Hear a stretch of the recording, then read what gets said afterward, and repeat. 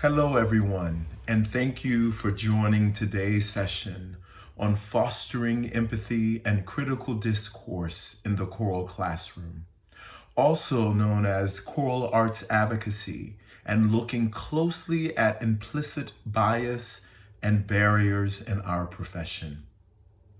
I want to begin today's session with a few guidelines and disclaimers. First, I want to say that this work is never easy and can be difficult emotionally. So know thyself and prepare accordingly. Second, I'm going to ask that regardless of a question that is raised or by someone when we have our question and answer section, or whatever someone else may say, let's all assume that everyone is coming to the table with good intentions, including myself. And let's all agree to lean into difficult moments and not shut down or back away. Lastly, I'm going to ask that you be honest with yourself and think ahead of how you will respond to hearing or feeling something with which you deeply disagree. The session today will be divided into 4 sections. First, choral art as activism and community change. Second, fostering empathy and embracing diversity. Third, considering our own implicit bias. And lastly, eliminating racism, bias, and barriers from our choral practices. Nelson Mandela says that education is the most powerful weapon which you can use to change the world. And it is with that quote that I ask you, what responsibility do we have as educators and conductors to be bringers of change? What responsibility do we have to motivate, to connect, to engage and move people to action with what we do? How can we use choral music to tell stories and inspire action for greater social justice and social change in our own lives, in our classrooms, and in the communities that we serve? I believe we as conductors and teachers have an amazing opportunity and sit in a powerful place of influence simply as leaders, but an even greater place when we think about the power of choral music to make change in the lives of our singers.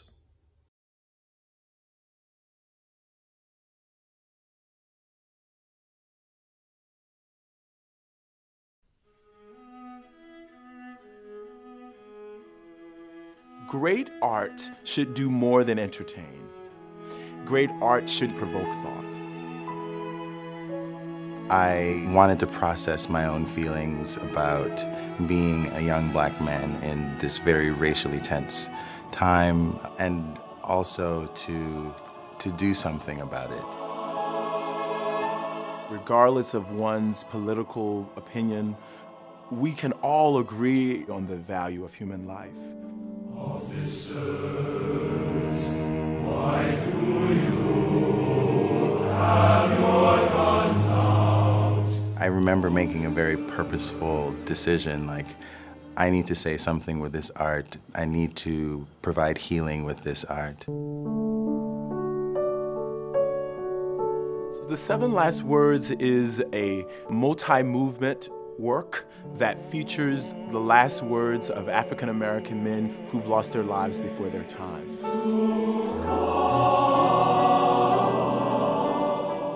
The path has gone from learning the music to understanding. For some people, you honor things, through a speech, through dance, through whatever, but for me, it's through song. What are you following me for? That's what this piece gives me a chance to do, and only here am I able to express that. What are you following me? Powerful. To be honest, it wasn't until I met the amazing Joelle Thompson that I fully realized this responsibility and really the opportunity that we have as choral educators.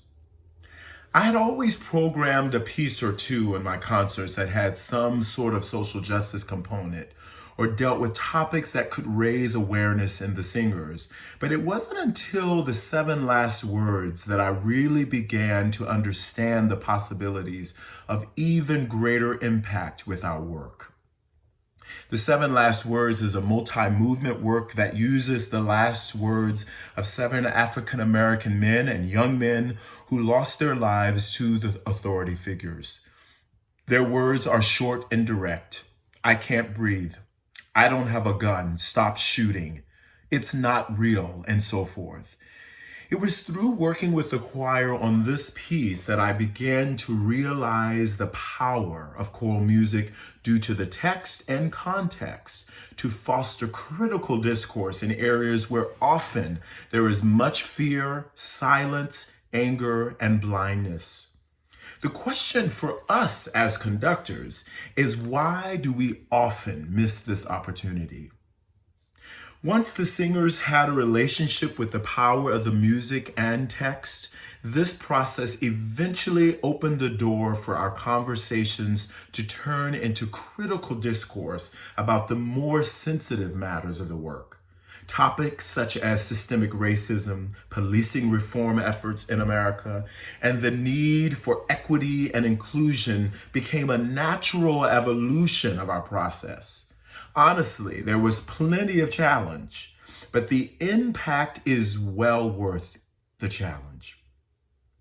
This experience taught me so much about the potential role we have, that we can have as choral educators in teaching our students not only about repertoire musicianship, but providing them with skills to be more thoughtful and aware human beings. The opportunity to teach empathy and address areas in our everyday lives from which so many run away. I think one of the first questions some of you may have is, what is my responsibility to deal with empathy? And what is my responsibility as a conductor and educator to foster value, respect, and an understanding of another person's views? Why is embracing diversity, or as said today, combating anti-racism important?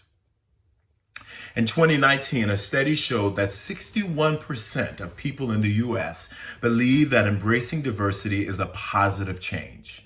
Now, for me, that's still low, but informative for me as I deal with folks who are not in our world. However, the good news is that 79% of the people involved in the choral music impact study that Chorus America held believe that this is a positive change. So most of you watching this today already view this as important. Before we talk about empathy, I think one of the first things we have to do is to define the difference between empathy versus sympathy. Take a look.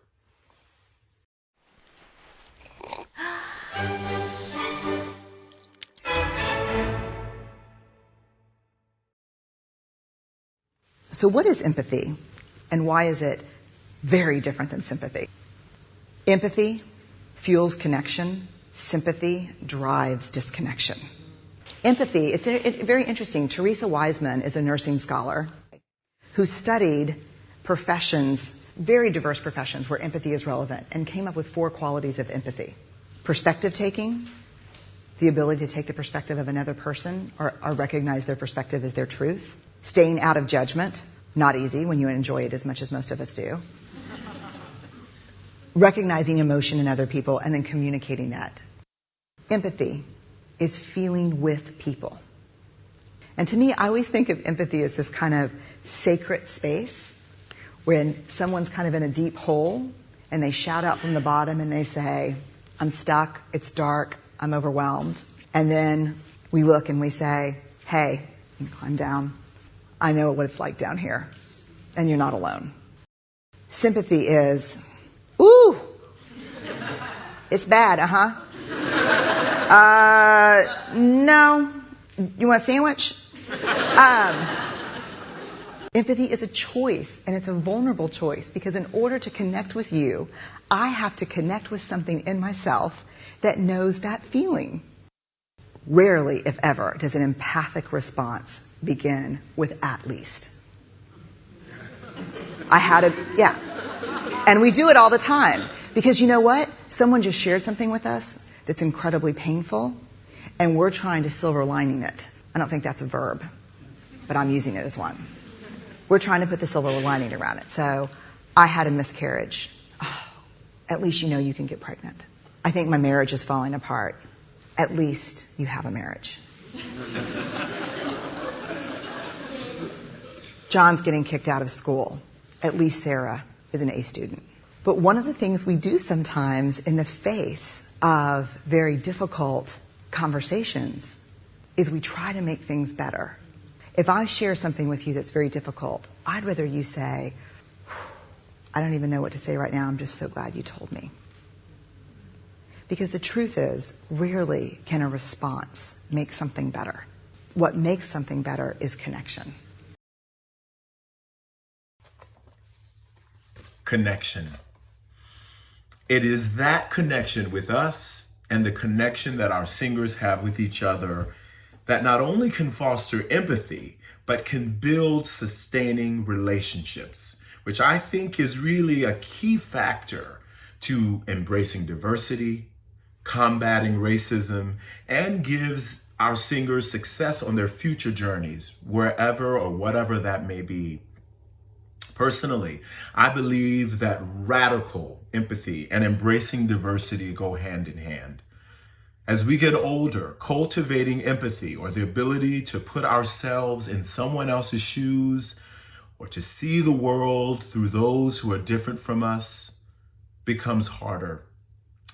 There's no community service requirement in the real world. There's no one forcing us to care for others. No one forcing us to live in a neighborhood with diverse backgrounds.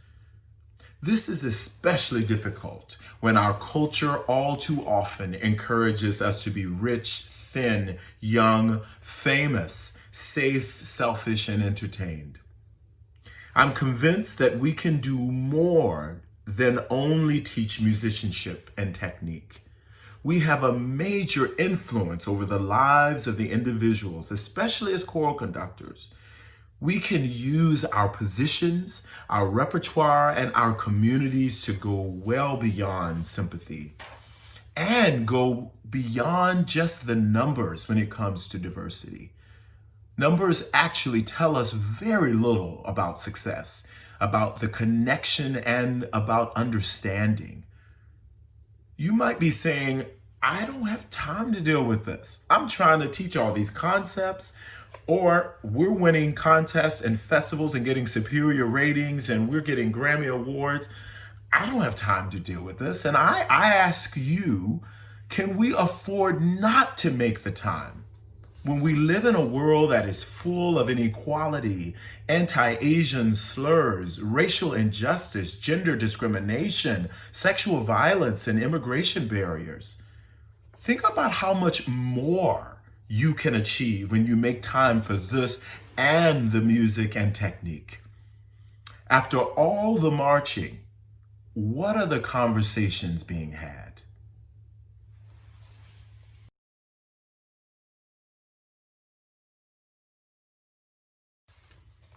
Part of being able to foster such an environment is considering our own positions of bias.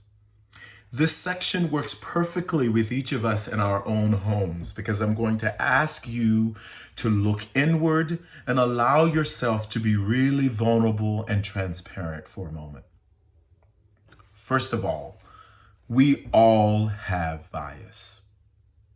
If you are breathing, you have bias. You are not exempt from having implicit bias just for not being bigoted or not being mean or not being prejudiced or intentionally racist or conscientiously racist. Best intentions don't solve implicit bias. I am a Black, gay, Protestant, educator, artist, born poor, now middle class male. And I check off a lot of those boxes when you look at that image on the screen, but I still have work at leaning into and watching my own bias in those other areas that you see that I don't check. I want to ask you to take a moment and think about all those areas which you don't relate. Have another exercise. And the good news is no one has to know your answers, but I want you to be really honest with yourself for a moment. Can you answer yes to these questions? Does it put you in a position of bias? I don't worry that people will think I am less competent because of my gender. The history that I learned in school paid a lot of attention to the perspectives and accomplishments of people of my race. I can take a job with an affirmative action employer without having my coworkers suspect I got my job because of my race. My religious holidays are usually government and work holidays as well. I can go to almost any romantic movie and see people of my own sexual orientation kissing and hugging. Not that any of us want to see that from anyone. I rarely worry that people will have negative views of my religious group. When I excel or when I fail, I rarely feel that I am reflecting on my racial or gender group. I've never had to wrestle with when, how, and whether to come out about my sexual orientation. I have never had to worry about people staring at me because of a visible physical disability. I can go shopping at a high-end store and not worry about being followed or harassed by the store staff. English is my first language. I grew up in a home that was filled with books. I don't worry about being stopped or questioned by the police because of my race. Right now in my life, I don't worry about people thinking less of me because of my age. I am rarely asked to speak for all people of my race. Growing up, my family owned a summer home or a second home. I have received or expect to receive an inheritance from my family. Growing up, my family was never on welfare. People don't react negatively to my speech or accent. I never worry about people using the wrong pronoun when referring to me. Growing up, I never had to skip a meal because we couldn't afford food. I don't have to deal with stereotypes that my racial group is unintelligent. And lastly, one or both of my parents graduated from college. Both of my parents were born in the United States. For the most part, we all have singers who can answer each of those statements, or those questions, if you will. What are we doing to counter our own areas of bias? How is this affecting the people under your influence or in your own life? An even more important question, how is this evidence in my own pedagogical practices, my auditions, my repertoire, the way I think about uniforms, the guests I expose my students to, the language I use in my communication with my students and instruction? There are a few resources I'd like to share with you, and I'll be sending these out as well at the end of our time together. I would like to highlight a few of them. One, Black Feminist Thought by Patricia Collins. I also want to highlight So You Want to Talk About Race. Videos to watch. Dr. Robin DiAngelo discusses white fragility. Podcasts to subscribe to about race. Seeing White. I encourage you to look at these resources as ways to help you work on this. If you, like me, know that there is implicit bias in your life, and I want to be able to work against any of those biases.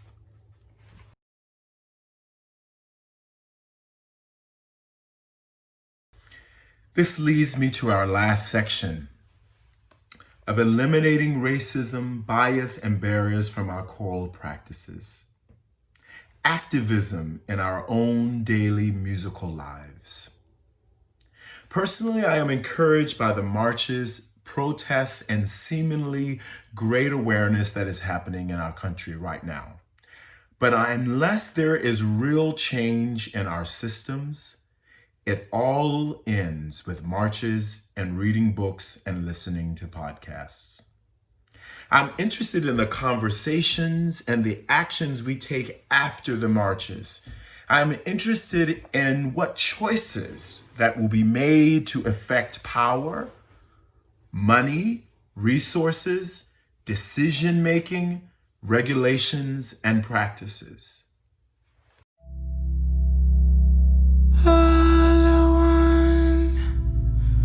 With inverted tongue, from whence does fulfillment come?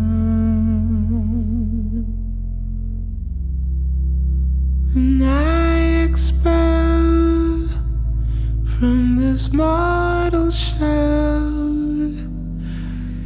will I die for living up?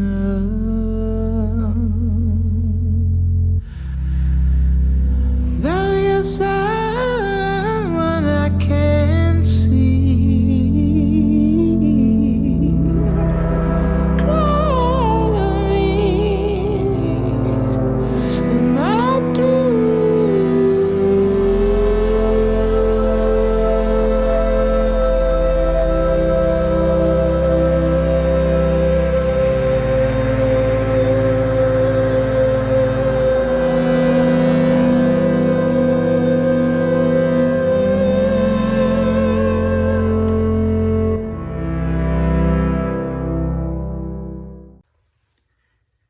As choral conductors, I think this has great implications for us in a few key areas.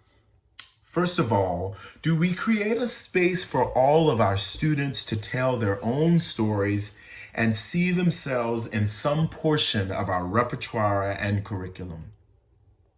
Are we creating a melting pot and treating everyone the same? And I would ask, if that is the case, by what standard are you treating all of your singers? What standard experiences and background successes are you expecting them all to have? Because they don't all bring the same experiences, backgrounds, or success stories to us. Not a melting pot. I think people of diverse backgrounds don't want to be seen as a melting pot, but as completely full individuals where they have so much variety and colors and sounds and energies, all that they bring to us. No one checking their voices or their personalities at the door. Some of our students may not be comfortable when we begin to allow this type of communication, engagement, and variety of perspectives to the table. I can honestly think back to some of my own teaching evaluations as I personally brought all of my full self and allowed others to do the same in that environment. And this type of engagement sometimes will be described as being too sassy or too black, or making the choir less than an excellent standard because they don't sing enough Western repertoire. And the list goes on and on and on. And it's important that our boards, our parents, our students, administrators understand these goals when you begin to embrace all of those colors, that they understand your desires and our civic duty to do this work for the community and the singers. I want us to take a look now at our own practices in the areas of repertoire, auditions, pedagogical practices, and expenses and opportunities as it pertains to choral music.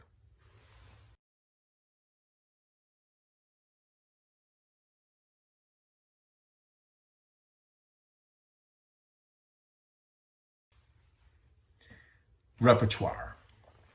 First of all, what percentage of your repertoire is strictly Western or Eurocentric? Does your repertoire feature a diversity of humanitarian experiences and examines historical examples of innocent people who were wrongly accused That could be anything from the Salem witch trials to Black Lives Matter movement to the Holocaust, you name it. Do we only look at positive things? Do we really give our singers the full opportunity? Appropriation. Now, this is such a buzzword right now, and I think it has double challenges. Some use it as an excuse to not program repertoire outside of their own knowledge and background, and others use it as a way that perpetuates false stereotypes and incorrect styles. I want to address both for a second. First of all, lack of knowledge of any style does not exempt us from programming diverse repertoire. I don't think most of us grew up in the 17th, 18th, or 19th century European cultures. We all had to learn this. We all have to do the same amount of homework and time when we think of diverse repertoire that we would put into Bach or Brahms or Schütz or you name it. In addition to that, do you program folk music from other cultures arranged by individuals not from that culture? I'll ask that again. When we look at diverse repertoire, do we program idiomatic or folk music from other cultures that is arranged predominantly by individuals not from that culture? Is that bad? No. Not necessarily bad to program music by individuals not from that culture, but it could be. And so what I would encourage each of us to do our homework, consult with individuals from that background and see if that composition from that cultural background to them seems as organic. The wonderful part about what we do now with Zoom and technology is that we can really connect with people and anyone in any part of the world. And so there's no reason for us not to make sure, if I'm doing this piece from this culture and this person is not from this culture, let me check with people to make sure that it is a well-informed arrangement. Or is that arrangement imitative or feeding a stereotype? I liken this to programming a public domain piece from CPDL by an early music composer, where we can get it for free, we download it, and we do it with our choirs. Is that really, based on the original manuscripts, is that really an accurate edition?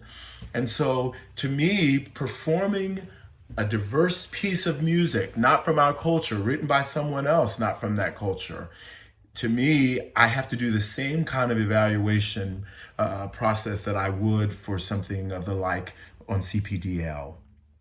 Next, feeding stereotypes. Do we program pieces only in certain portions of the concert? I'm going to always end my concert with a spiritual or gospel piece. We got to send them home that way. Do we always do that? Why not open your concert with that? Why not plan that in the middle? Or do we only perform those styles of music by composers of color, in this instance by Black composers? Do we seek out really the full spectrum of repertoire composed by individuals from many backgrounds?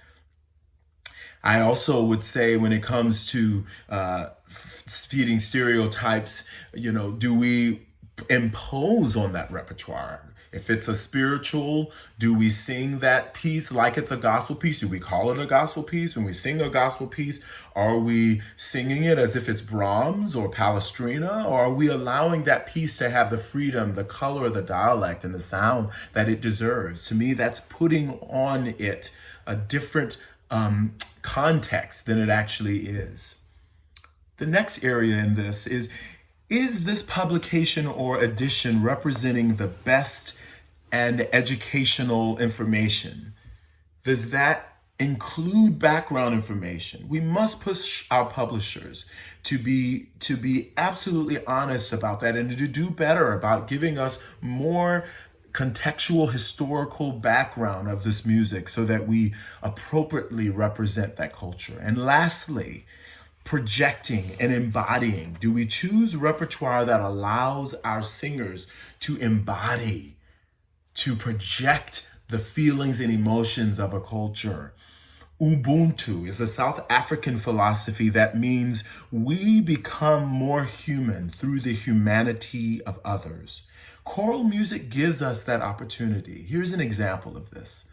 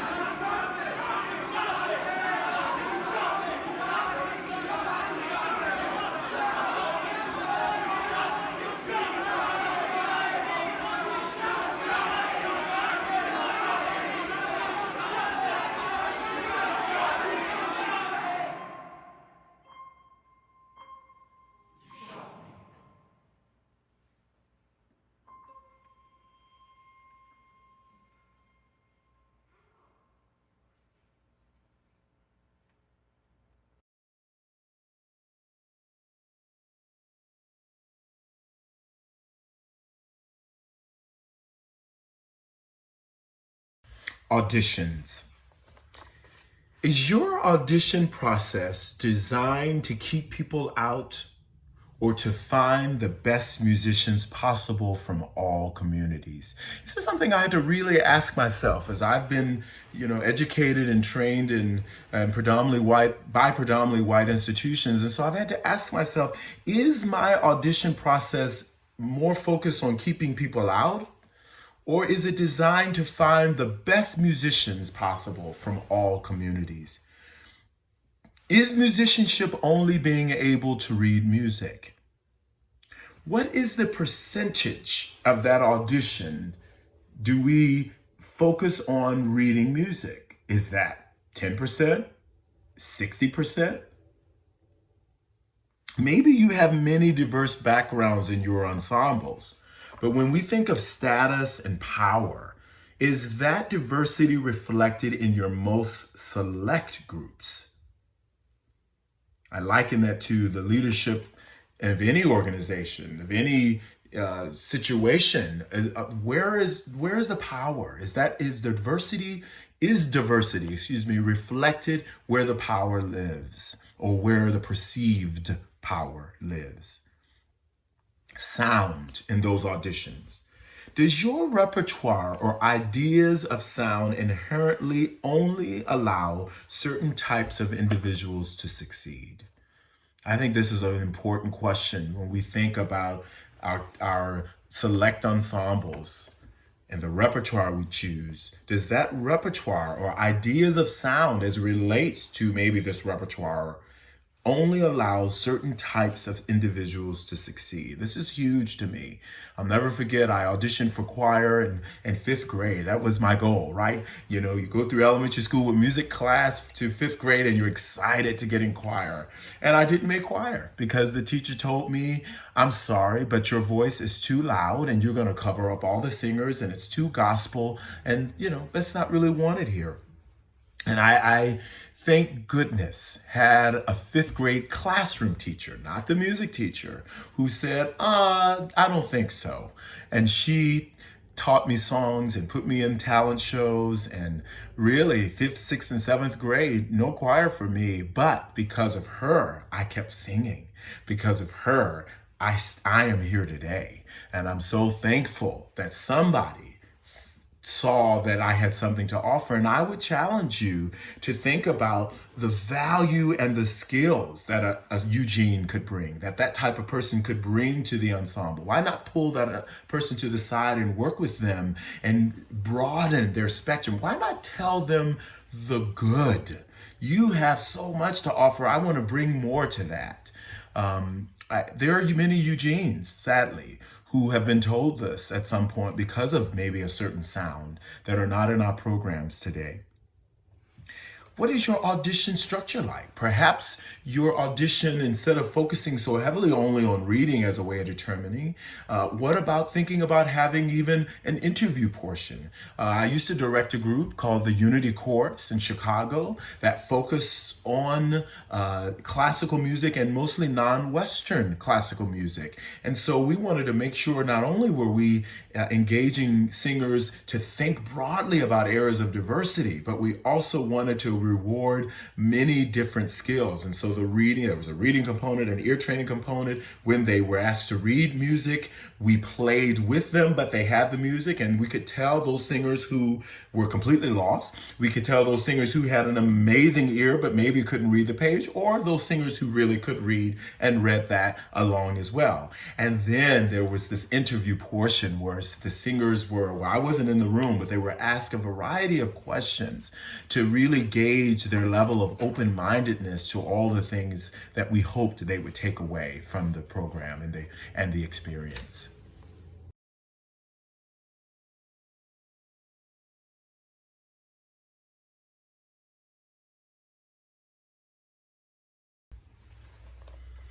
Pedagogical practices.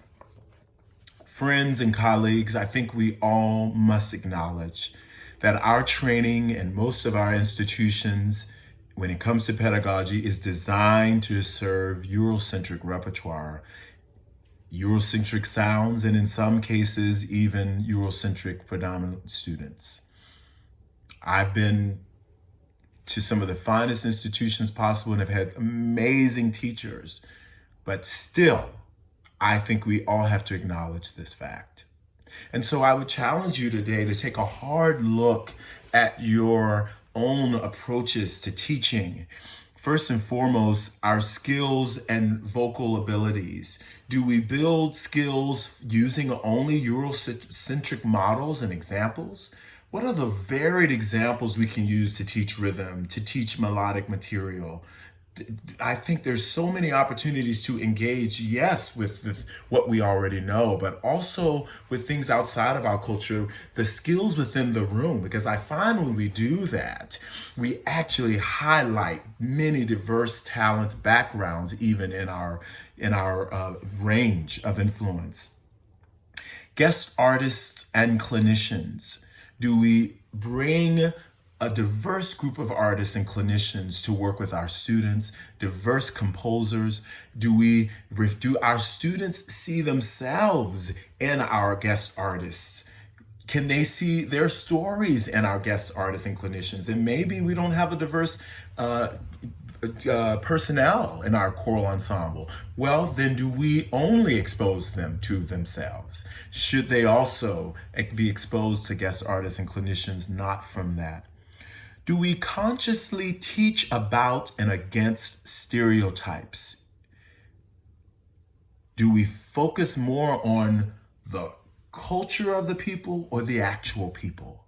One of the expressions that I've loved during this most recent Black Lives Matter movement is someone said, I wish America loved Black people as much as they love Black culture. And I would say that's so key when we think about our pedagogical practices and teaching. Do we only teach about one area or actually teach about the struggle and lives of those people? Pronouns. This is something we all are having to work on as we deal with a wonderful, diverse body and diverse perspectives about life. And so how are we with our pronouns? Do we call our sopranos women and altos women and the tenors and basses men? Are we calling them by their sections?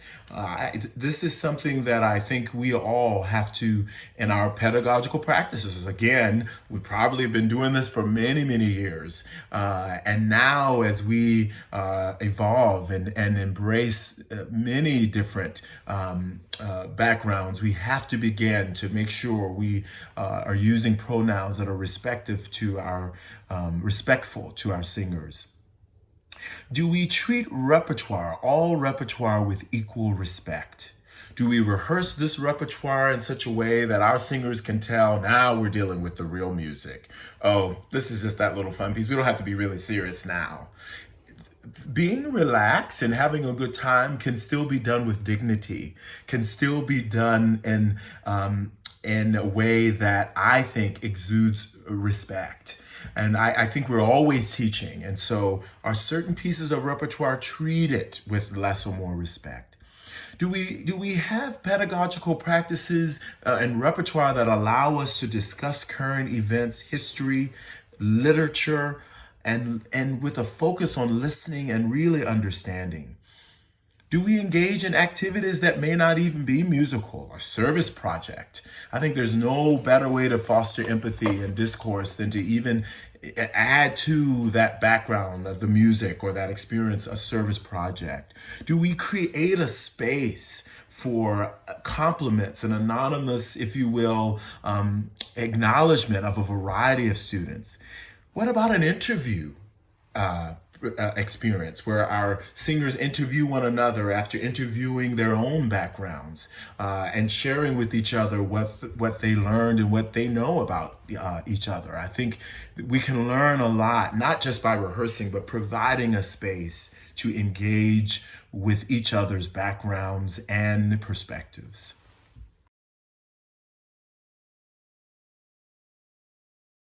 Lastly, expenses and opportunities. When I think about the opportunities in our choral world, many of them cost a lot of money. And I think this is something we have to make sure. Are there barriers in place preventing our singers from taking part? Uniforms. I think about the cost of some of our uniforms. Do we have ways for singers that don't have the finances to pay for that? Is that a sort of a dues, if you will, to actually admittance fee to get into our ensemble? Do our uniforms, if you will, also reflect various gender, sizes, and non-binary perspectives? Honor choir opportunities. Do we make a way for all of our singers to have the opportunity to be a part of these experiences, or are these becoming rich kids choirs? I know some of us do our best at this, but we still have a ways to go to make sure we remove accessibility as being a barrier from our singers taking part in some of those experiences. Same is true for touring. What ways are we really allowing our singers to have that experience, even though they may not have the means? And lastly, when we think of booster events and parental involvement and obligations, is that a barrier to our students being viewed as being successful or being viewed as important in our ensemble based on their parent involvement or their parent giving? I don't think any of this is intentional, but we all want to make sure we check this so that we give equal access opportunities to everyone, regardless of their background experiences or parental experiences and engagement. Lot to think about, but I am encouraged and believe more than ever that we can do this work together. I believe that, and I believe we will all be better because of this work. Thank you so much for listening and reflecting and being open to examining what we do and how we do this fantastic opportunity of making music together. Thank you.